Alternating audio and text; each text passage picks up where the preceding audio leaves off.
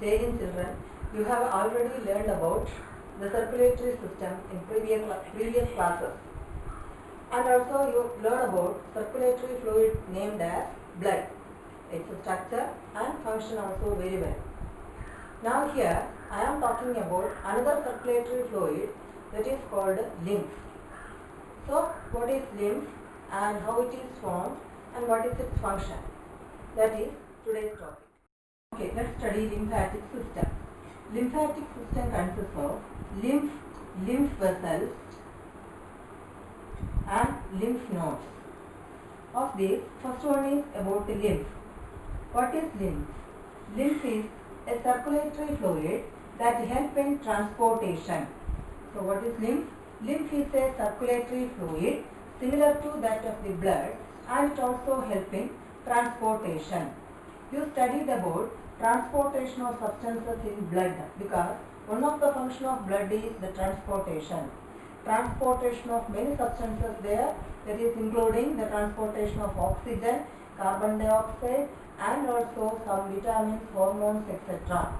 Similar to that, here lymph is also transporting some substances, which are the substances that we can study later. Next is about the formation of lymph. How this lymph is formed. That is the next one, formation of lymph.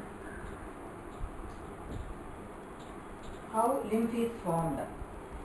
So before that, first of all you need to know about that circulatory system. You already learned, then also I am telling once again. Circulatory system consists of heart, then blood vessels, that blood vessels including veins, arteries and capillaries, that blood vessels, etc. So heart, these blood vessels that constitute the circulatory system. And you know that the heart pumps blood through this artery all the way into the blood capillaries. Okay, look at here. Here is the schematic representation of heart and blood vessels and lymphatic system. Here you can see heart, both arteries and veins and capillaries. So capillaries are formed where there is tissues are present. In that area capillaries are present. So wherever capillaries are present, there is the formation of lymph. Then how this lymph is formed? That is our question.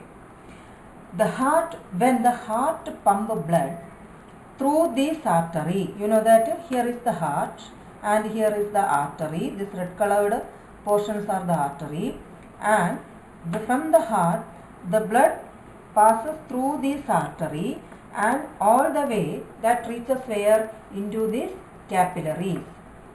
Here capillaries release oxygen into the cell. Here capillaries are here, and here also you can see capillaries.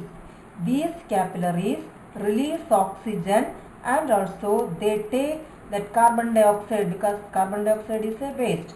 They take carbon dioxide and through the vein again this blood reaches into the heart, and from the heart again it reaches into the lungs for purification. That is the circulatory system that you all learned.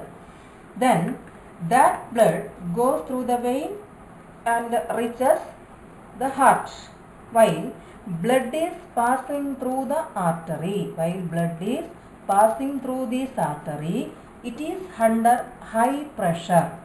You studied about the systolic pressure and diastolic pressure.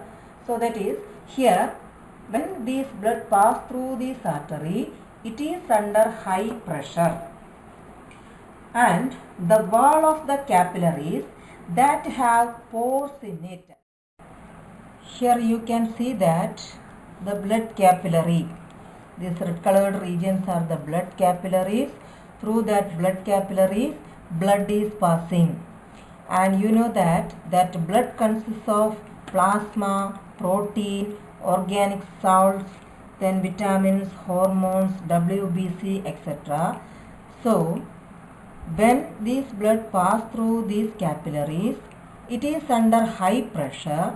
Because of that high pressure, some amount of plasma, some amount of proteins, some amount of inorganic salts and WBC pass through these pores into the intercellular space in between the cells. You know what is intercellular space? These orange colored regions, these are the intercellular space, and that is in between the cell. If space is there, that is the intercellular space. So some amount of plasma, some amount of proteins, inorganic salts and WBC of the blood pushes into that intercellular space through the holes present on the capillaries. But RBC, you can see here RBC, that RBC cannot enter into this intercellular space. Why? Because that holes present on your pores present on the capillaries are too small for this RBC. So RBC move through that capillary, but other substances, some amount that will pass into the intercellular space. Thus, that fluid is present in between that intercellular fluid, and that is called as lymph, or other name is tissue fluid. In this diagram, you can see these green colored regions. What is that? These are the part of lymph capillaries. These are the lymph capillaries. Here you can see that lymph capillaries, this end is closed. Here also it is closed, and this tissue fluid or this lymph will enter into the lymphatic capillaries. Then how these lymph from this lymphatic capillaries connecting to a vein, because one end is here and that end is closed, then where this closed end will open, that is in a vein. Then how it will happen? Look at this diagram. Here also you can see artery, then divided to form capillaries. Here that capillaries join to form vein. Then in between that, here the cells are there. In between the cells, intercellular spaces. Intercellular spaces, in between that green colored lines are showing what? That is the lymphatic capillaries. That lymph capillaries then join together to form what? Lymph vessel.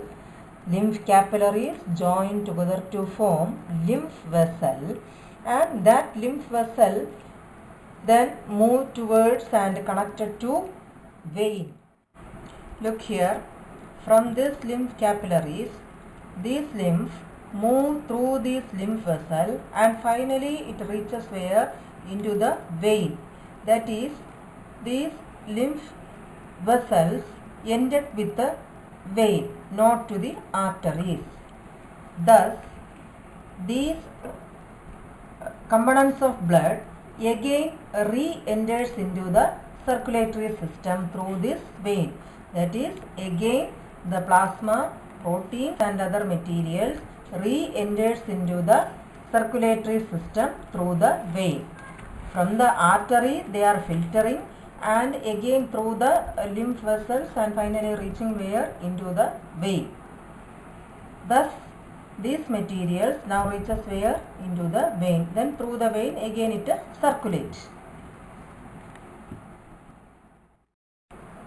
The next is, what is the function of this lymph node? You can see here lymph capillaries, lymph vessel and this lymph node. Then what is the function of lymph node?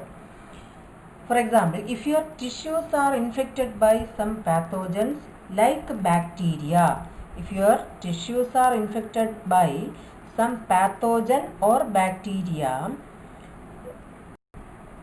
it is collected by lymph nodes. While these bacteria are passing through this lymph vessel, it is collected by these lymph nodes present in this lymph vessel, and that lymph node contain WBCs, that is also skews from the blood. So that WBC is present in this lymph node, that when this bacteria reaches the nodes, that is when the bacteria reaches the lymph node, these WBC kills the bacteria. Thus, these lymph nodes help in providing immunity. So that is also one of the function of lymph. Functions of lymph.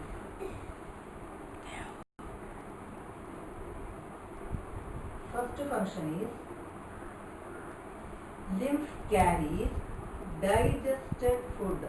Carries digested fats and absorbed fat. Absorbed fat from small intestine. From small intestine to different tissues of the body. To different tissues of the body. Different tissues of the body. That is the first function. The first function of the lymph is to carry digested and absorbed fat from small intestine to different tissues of the body. And the second function is it drains excess fluid. Excess fluid. From where? From intercellular space. From intercellular space back into the blood. Back into the blood. So once again, what is the second function? It drains excess fluid from intercellular space back into the blood. Then what is the third function?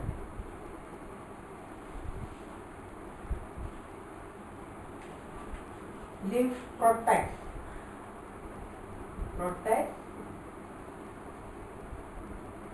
tissues or cells.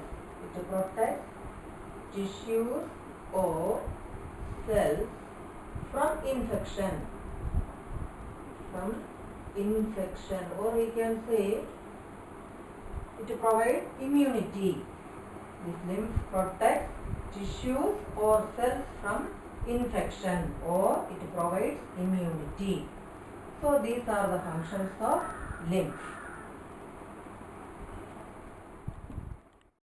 Okay, what is the difference between lymph and blood? So lymph, it is a colorless fluid. It is a colorless fluid.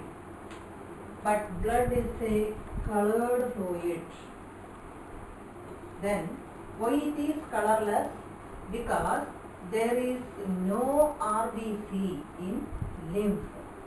So we studied that because of RBC is bigger than that of the pores, so it cannot squeeze out into the lymph. So there is no RBC, so it is colorless. But here RBC is present, so blood is colored. And another difference is lymph contains less amount of protein. Less amount of protein, and here large amount of protein is present. Large amount of protein. So these are the differences between lymph and blood. So let's summarize lymphatic system. Lymphatic system consists of lymph capillaries, lymph vessels and lymph nodes. So lymph, what is that? It is a colorless circulatory fluid that also help in transportation. Then how this lymphatic system functions? That is from arterial capillaries. From arterial capillaries,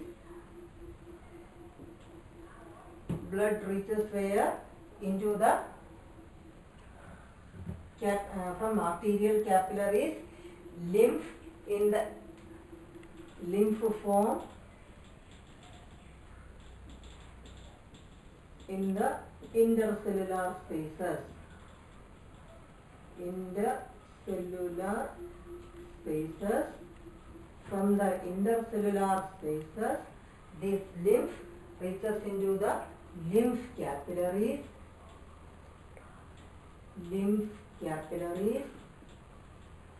and from the lymph capillaries, that lymph reaches where? Into the lymph vessels,